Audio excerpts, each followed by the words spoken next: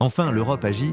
Saviez-vous qu'il y a des pays qui commencent à forcer la sortie des immigrés? Les musulmans commencent à partir. Je vais vous présenter une liste de 10 pays qui prennent des mesures. Le dernier vous surprendra car il est le plus récent. Commençons. Numéro 1, la France. La France, célèbre pour sa devise « Liberté, égalité, fraternité », a mis en œuvre des politiques migratoires qui affectent particulièrement sa communauté musulmane, composée de plus de 6 millions de personnes. Pensiez-vous que la France était totalement islamisée? Les mesures se sont durcies ces dernières années, poussées par la perception de menaces extrémistes et la crainte de perdre l'identité nationale. Parmi celles-ci, on note les restrictions sur l'utilisation de symboles religieux visibles, comme le hijab, dans les espaces publics, et la surveillance des mosquées considérées comme suspectes. Le gouvernement a fermé plus de 20 mosquées, justifiant sa position par la lutte contre la radicalisation. Cependant, ces politiques ont divisé la société. Alors que certains soutiennent ces décisions pour maintenir la cohésion sociale, d'autres estiment que la France a franchi la ligne des droits fondamentaux, favorisant un climat de méfiance envers la communauté musulmane. Les tensions augmentent et reflètent la pression que subit le pays dans sa quête de sécurité sans sacrifier sa tradition des droits de l'homme. Numéro 2, la Belgique. En Belgique, où près de 8% de la population professe l'islam, les politiques de migratoires ont également drastiquement changé. Bien que le pays ait toujours été vu comme un symbole de neutralité en Europe, les récents épisodes de violences extrémistes ont conduit le gouvernement à augmenter la surveillance de la communauté musulmane. Au cours de la dernière décennie, la Belgique a expulsé des musulmans considérés comme radicaux ou ayant des liens avec l'extrémisme, sous prétexte de protéger la sécurité nationale. Ces décisions ont été applaudies par certains secteurs, mais également critiquées par des organisations de défense des droits de l'homme qui avertissent du risque de discrimination injuste. De plus, la Belgique a imposé des restrictions sur certaines pratiques religieuses, comme le sacrifice et halal, créant un environnement dans lequel la communauté musulmane se sent de moins en moins la bienvenue. Ce panorama tendu reflète le choc entre sécurité et droit dans un pays qui, jusqu'à récemment, se targuait de sa diversité culturelle. Numéro 3, le Danemark. Le Danemark, connu pour ses politiques progressistes, a adopté une approche étonnamment dure envers l'immigration musulmane. Incroyable, n'est-ce pas? Le gouvernement a mis en place une politique de zéro immigration dans les zones urbaines densément peuplées par des musulmans, des zones qu'ils appellent des ghettos.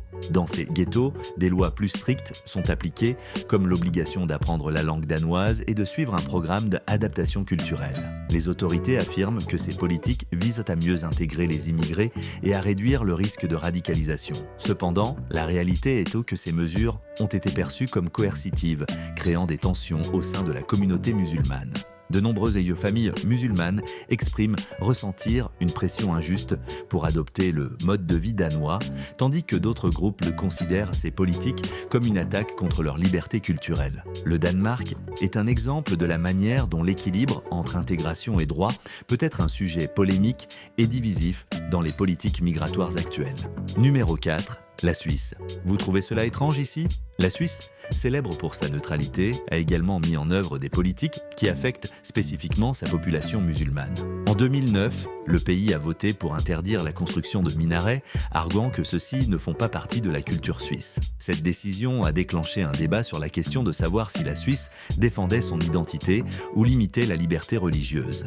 Récemment, les autorités ont intensifié les expulsions de musulmans commettant des délits, y compris ceux considérés comme mineurs. Selon le gouvernement, ces mesures visent à protéger la culture et la sécurité de la Suisse, mais les critiques soulignent qu'elles créent un climat de méfiance envers les immigrés musulmans. La communauté islamique en Suisse, qui représente environ 5% de la population, se heurte désormais à des restrictions supplémentaires dans ses pratiques religieuses et à un contrôle plus rigoureux de ses mosquées. La neutralité de la Suisse est remise en question lorsqu'on observe ses politiques envers cette communauté. Numéro 5, l'Autriche.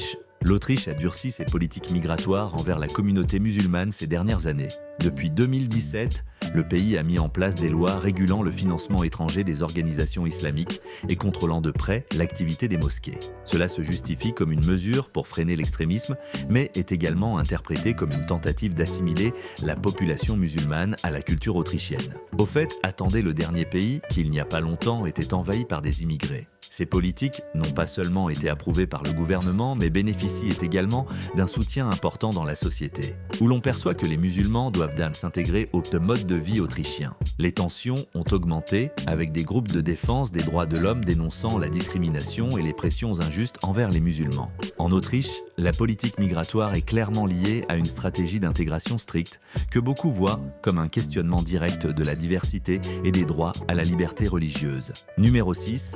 Les Pays-Bas. Les Pays-Bas, l'un des pays les plus libéraux d'Europe, ont commencé à appliquer des mesures restrictives envers les musulmans, surtout en ce qui concerne la pratique de leur foi. Les autorités ont interdit le port de vêtements religieux dans les écoles et les bâtiments publics, ce qui affecte directement la communauté musulmane.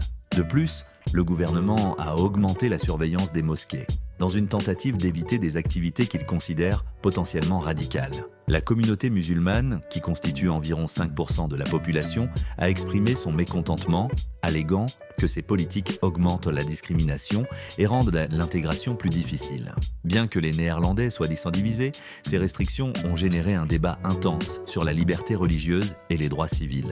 Les Pays-Bas, qui ont toujours été un exemple d'inclusion, sont désormais confrontés à un défi concernant leur identité en tant que société ouverte et multiculturelle, particulièrement en ce qui concerne l'intégration musulmane. Numéro 7. L'Allemagne. L'Allemagne, qui en 2015 a accueilli plus d'1 million de réfugiés, a changé son approche envers l'immigration ces dernières années. Les politiques migratoires se sont durcies, avec des lois facilitant l'expulsion des immigrés qui commettent des délits ou ne remplissent pas certains critères d'intégration.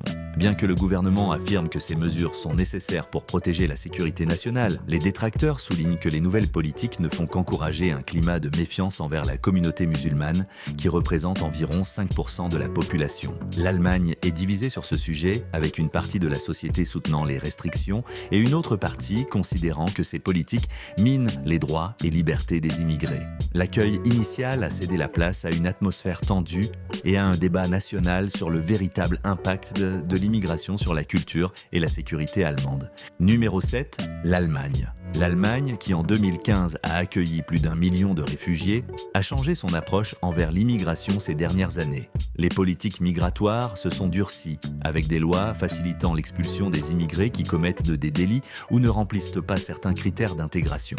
Bien que le gouvernement affirme que ces mesures sont nécessaires pour protéger la sécurité nationale, les détracteurs soulignent que les nouvelles politiques ne font qu'encourager un climat de méfiance envers la communauté musulmane, qui représente environ 5% de la population. L'Allemagne est divisée sur ce sujet, avec une partie de la société soutenant les restrictions et une autre partie considérant que ces politiques minent les droits et libertés des immigrés. L'accueil initial a cédé la place à une atmosphère tendue et à un débat national sur le véritable impact de l'immigration sur la culture et la sécurité allemande. Numéro 9. La Hongrie. Ce n'est pas nouveau, la Hongrie fait face à l'Union européenne sur ce sujet depuis un certain temps. La Hongrie a adopté une position extrêmement rigide envers les immigrés musulmans. Sous la direction de Viktor Orban, le pays a fermé ses frontières et construit des barrières pour arrêter l'entrée des réfugiés, en particulier d'origine musulmane. De plus, le gouvernement hongrois a approuvé des lois criminalisant ceux qui aident les immigrés, créant un environnement hostile. Orban a déclaré ouvertement son intention de protéger la culture chrétienne de la Hongrie, rejetant toute influence de l'islam. Ces politiques ont été durement critiquées par les organismes de défense des droits de l'homme, mais le soutien interne reste fort. Certains disent que les élections sont manipulées et qu'Orban a toujours le dernier mot, mais il semble que la population soit satisfaite. Cet homme a beaucoup de soutien et se confronte à l'Union européenne, remettant en question le globalisme et les politiques migratoires. La Hongrie représente un extrême dans la politique migratoire européenne, où la défense de l'identité nationale est devenue une priorité. Numéro 10. L'Italie. L'Italie a durci ses politiques migratoires, surtout en ce qui concerne les immigrés musulmans.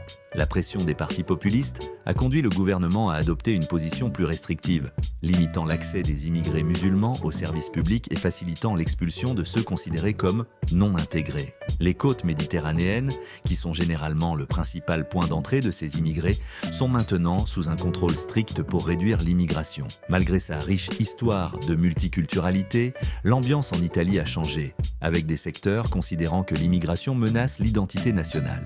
Cette approche restrictive reflète les tensions internes d'un pays qui lutte pour équilibrer son héritage culturel avec les demandes de sécurité. Si cela vous a plu, n'oubliez pas de vous abonner.